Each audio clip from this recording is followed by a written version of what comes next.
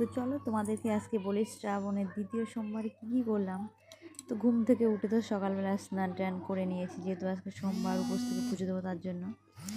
যা আই হোক, আমার তো এদিকে স্নান টান কমপ্লিট করে পুজো দিতে বসে পড়েছি।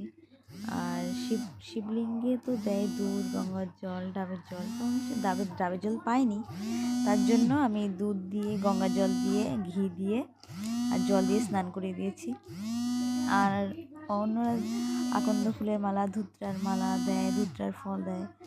আমার কাছে ওইসব ছিল না, তো আমার কাছে নীলকণ্ঠ ছিল বলে আমি নীলকণ্ঠ দিয়েই ভোলে বাবাকে।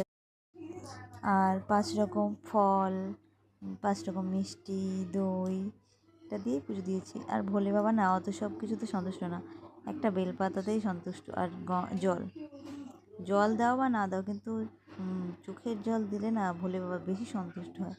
ভোলে বাবা বলে না, প্রত্যেকটা ভগবান তুমি মন থেকে ডাকবে, চোখের জল দিয়ে ডাকবে, দেখবে ভগবান ঘরের মধ্যে মানে সে থাকতে পারবে না, চলে আসবে।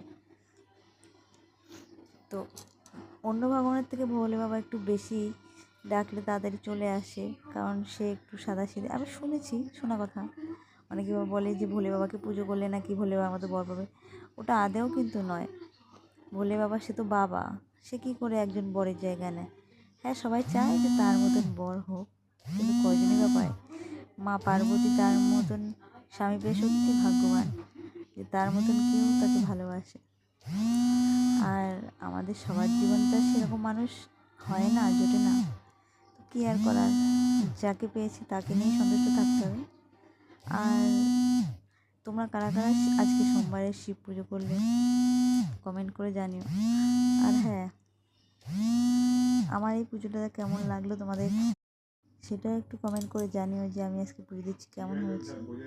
তো এই দেখো, আমার তো পুজো দেওয়া প্রায় কমপ্লিট হয়ে গেছে। ফল টল সব একাই নিজের হাতে কেটে কুটে গুছিয়ে নিয়েছি।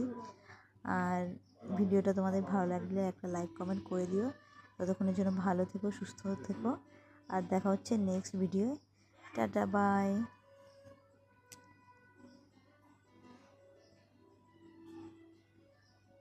জয় বাবা ভোলেনাথ।